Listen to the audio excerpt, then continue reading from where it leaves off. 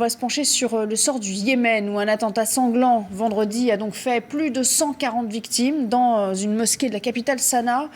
L'État islamique a revendiqué cette attaque, tout comme avant en Tunisie, tout comme chaque jour en Irak et en Syrie. Bonjour Olivier Ravanello. Bonjour. Que se passe-t-il? On a l'impression que cette progression paraît inexorable aujourd'hui. La première des choses à comprendre, c'est que c'est un pays qui a plongé dans le chaos depuis le début de l'année, depuis le mois de septembre.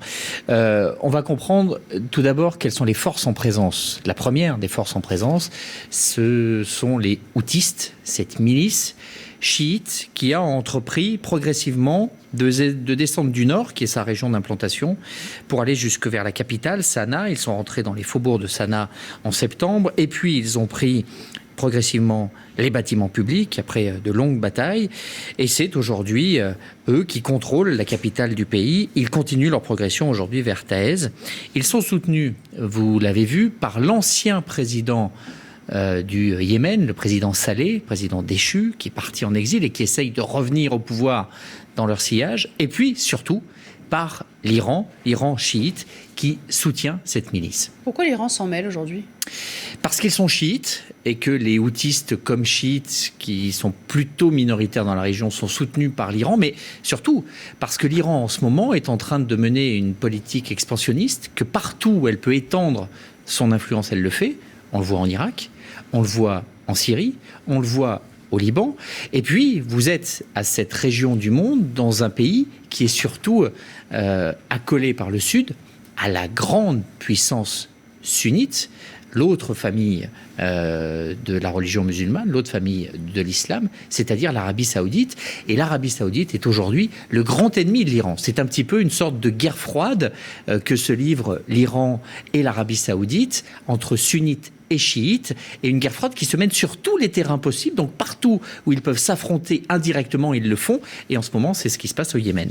Alors vous voyez que l'autre force en présence, si on peut parler de force, c'est celle du président Hadi, président qui a été élu, et puis qui a fui devant l'avancée des milices chiites, qui a trouvé refuge à Aden, prêt à embarquer, à quitter le pays si ça tournait mal, et qui en appelle toujours à la communauté internationale. Et puis, surtout, vous avez des forces terroristes en présence, et la première d'entre elles, c'est Al-Qaïda, AQPA, Al-Qaïda dans la péninsule arabique. Alors, Al-Qaïda a un statut un peu particulier parce que c'est une branche historique d'Al-Qaïda qui est là au Yémen, et c'est surtout une force qui est enracinée dans le pays, et notamment dans les zones désertiques. Ils s'appuient sur les chefs de tribus qui sont toujours là, qui les soutiennent. Ils sont là depuis très longtemps.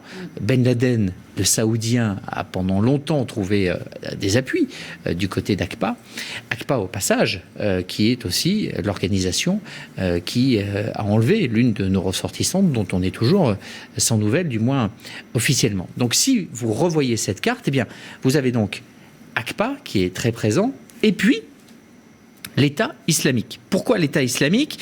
Eh bien parce que depuis vendredi, et ce massacre perpétré dans une mosquée à Sanaa qui a fait plus de 140 morts, eh bien l'État islamique a revendiqué ce massacre.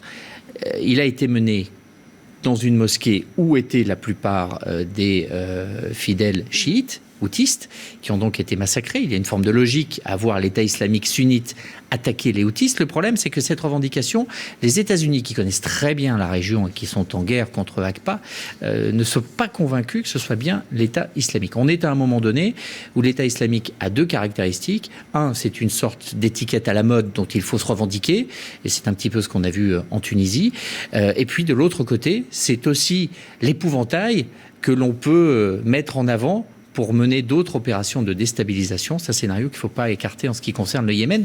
Ce qui est sûr, c'est que ce qui se passe aujourd'hui au Yémen, cet affrontement entre sunnites et chiites, entre grandes puissances sunnites et chiites par factions interposées, est suivi et scruté très attentivement par l'ensemble du monde arabe.